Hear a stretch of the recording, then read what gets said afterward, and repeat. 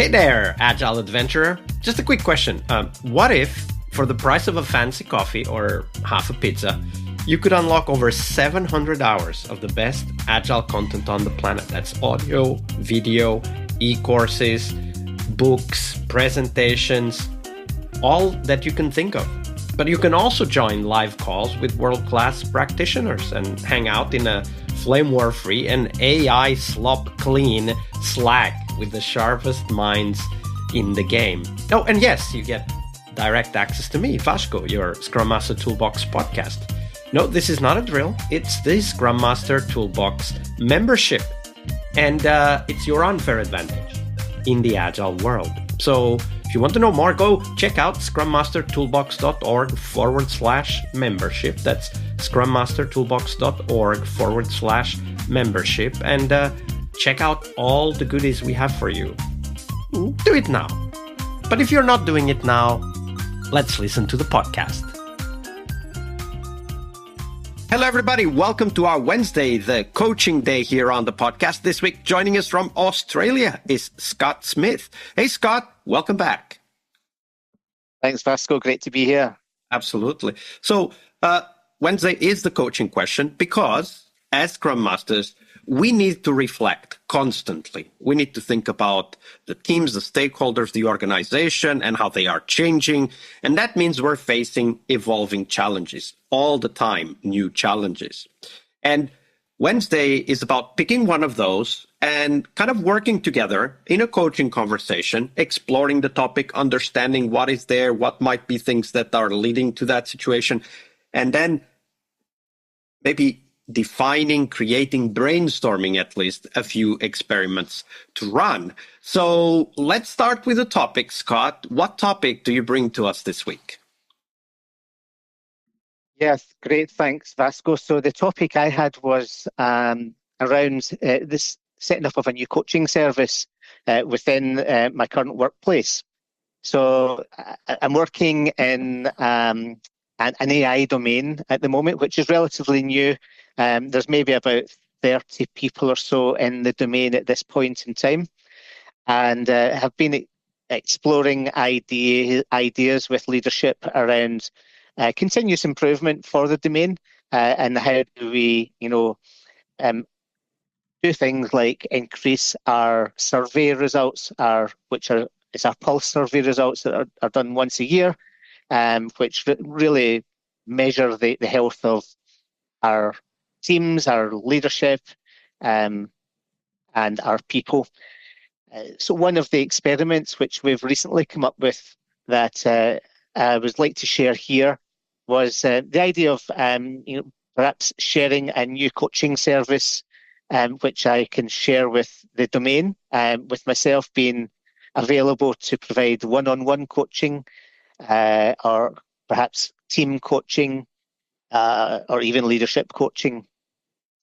So I've shared this idea, and we have decided we'll go ahead and give it a go with a bit of a pilot, perhaps thinking first of all that some of the younger graduate level people in the domain may take the opportunity to have some one-on-one coaching with us, and then take it from there, and hopefully see more demands from more senior members of the domain, and even leadership, which would be a great point to get to. When you think about creating like this coaching service for people in that domain, or I guess we could call it in that organization, department, kind of set of teams at least, how would you, Scott, define success for that coaching service, as you called it, that you want to set up? For me, the things that I would be measuring would be the feedback, from clients, from people who are taking the service up. So that could be, as I said, graduates. It might be senior members within the team, or even leadership. But feedback from them, if it's positive markers, then that would be a great metric to see increasing the service and taking it further. Even other metrics might include feedback from someone else who has dealt with someone who I've coached. If that feedback is positive, and they perhaps they've been displaying some traits that they had come to me for coaching of, then that would also be fantastic feedback to see that the coaching services that I'm providing are of value and has been noticed. Not only with the people who are coming, but others who are interacting with those. So when you think about that, so success being the type of feedback that you get from the people that are either engaged in the coaching or they are stakeholders for the people engaged in the coaching. When you think about that, what kind of system or kind of routine or approach do you intend to put in place in order to start collecting that feedback? Because when I think about that feedback, I imagine that we need to have like two steps in the feedback collection, right? Like the first is the obvious one, the one that you collect within the coaching process, right? Like, ideas, thoughts, feedback that you collect from the person that you're doing coaching with. A second one, which is also quite obvious, would be the discussions with their stakeholders, right? Like, and this could be, regular one-on-ones or whatever that context might be that already exists. But I'm thinking even before that, how do you start collecting feedback before the coaching is actually in place, right? Because there's a point in time where the coaching will be announced and it will be available, but it will not yet be in practice. So how about that phase? Like, how are you thinking about collecting feedback in that phase? And then, of course, later in any different than what I just described. Yeah, it's a good point, and it was something that I have thought about. My ideas originally were to put the feelers out really into the department in terms of what is the demand like, from the various levels of seniority across the department. And get an understanding from that group of who may have an interest, so expressions of interest for coaching services. But after thinking that through a bit further, I felt like we want to be doing these short, sharp experiments, and I think a lighter touch, just roll with it and put out the service without too much overheads and too much preparation, and see what the uptake is, rather than going looking for expressions of interest. My assumption is that it's a greater likelihood that some of the sort of younger, maybe graduate level people within the department will be the ones first putting their hands up for those coaching services. But who knows? That is only an assumption.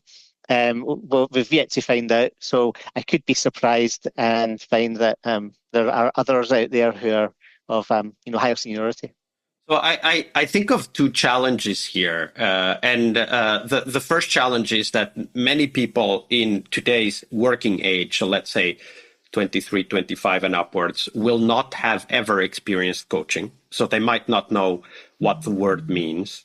And then the second thing is, of course, in this case, mostly the more senior people will be so busy with meetings and calls and tasks that they really have no time. And many of us don't have the habit of saving time for our own improvement and learning. How are you intending to deal with this potential struggle there? And I don't know the domain, I don't know the people. Maybe this doesn't make sense in your context, but what I just described certainly made sense in other areas where I've been part of this setting up of a coaching approach and support through coaching. Yeah, for sure. That first one, then I think around people perhaps not understanding what coaching is. The approach there was to provide some relevant upfront information, FYI, QRGs, some questions and stuff that people might ask, FAQs, and provide them a guideline as to what a coaching conversation might look like, what they may or may not want to bring up as at a coaching session, and really, sharing as much of information as possible around what coaching is and what it isn't as well. Also explaining, things like, we might be moving more into the sort of mentoring during the conversation as opposed to coaching, based on how the conversation is going. And things that might come out of it, it could be training, for example, if they so desire.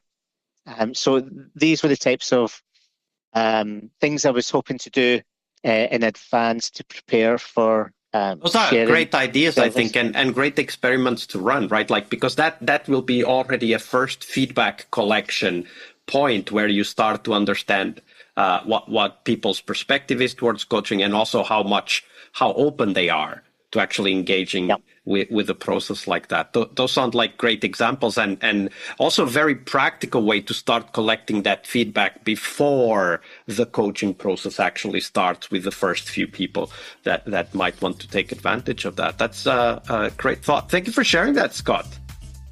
Yeah, no problem. All right, I hope you liked this episode. But before you hit next episode, here's the deal. This podcast is powered by people like you, the members who wanted more than just inspiration. They wanted real tools and real connection to people who are practicing Agile every day. We're talking access to over 700 hours of Agile Gold, CTO level strategy talks, summit keynotes, live workshops, e-courses, deep dive interviews, books, and if you're into no estimates, we got the pioneers of no estimates in those deep dive interviews as well. Agile business intelligence, creating product visions, coaching your product owner courses, you name it. You'll get invites to monthly live Q&As with Agile pioneers and practitioners, plus a private Slack community, which is free of all of that AI slop you see everywhere, and of course, without the flame wars. It's a community of practitioners that want to learn and thrive together. It's the best place to connect with community and learn together. So if this podcast has helped you before, imagine what you will get from this podcast membership. So head on over to scrummastertoolbox.org/membership and join the community that's shaping the future of Agile. And we have so much for you. So check out all the details at scrummastertoolbox.org/membership, because listening is great, it's important, but doing it together, that's next level. I'll see you in the community Slack. We really hope you liked our show. And if you did, why not rate this podcast on Stitcher or iTunes? Share this podcast and let other Scrum Masters know about this valuable resource for their work. Remember that sharing is caring.